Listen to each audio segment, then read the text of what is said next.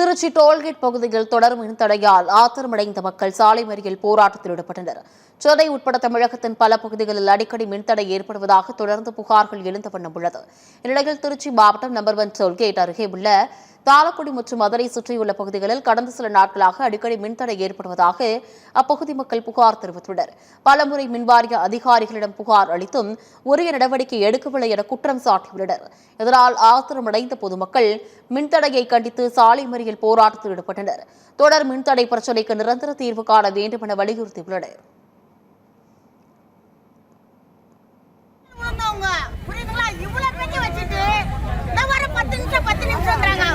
படிக்கிறாங்க